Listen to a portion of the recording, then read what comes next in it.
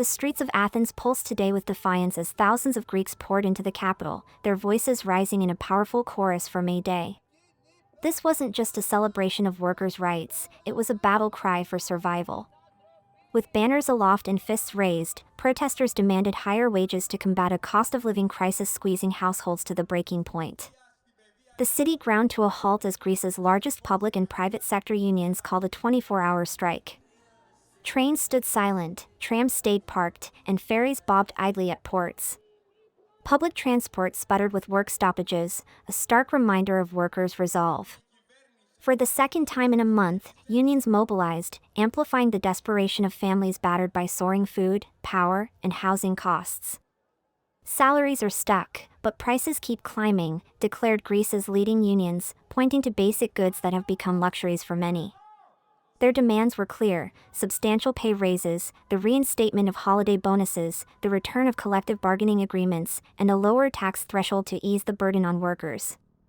Yannis Shinas, a factory worker and union leader, captured the frustration felt by many.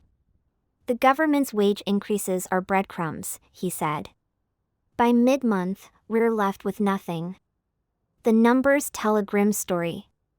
Despite 4 minimum wage hikes since 2019, a 35% increase to €880 per month under Prime Minister Kyriakos Mitsotakis, Greece's minimum salary ranks among the lowest in the European Union for purchasing power, according to Eurostat. Mitsotakis has pledged to push the minimum wage to €950 by 2027, but for workers like Shinas, that promise feels too distant, too meager.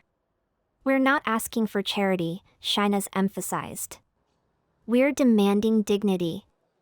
The protests unfolded against a backdrop of economic tightrope walking. Greece, still scarred by a decade-long debt crisis, carries the Eurozone's highest public debt.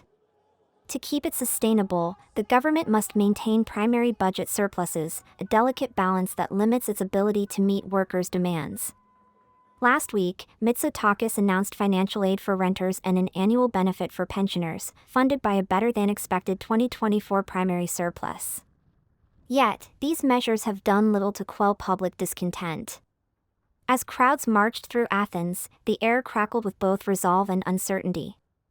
Mitsotakis' government, in power until 2027, still leads in opinion polls but is losing ground as frustration mounts. The May Day protests underscored a growing divide, a government touting economic recovery versus workers who feel left behind in a country where prosperity remains out of reach for many. In the shadow of the Parthenon, the message was unmistakable: Greek workers are fighting not just for wages, but for a future where they can thrive, not merely survive. As the strikes fade and ferries resume their routes, the question lingers: will Athens listen, or will the cries of May Day echo unanswered? This is DRM News, bringing you the stories that shape our world.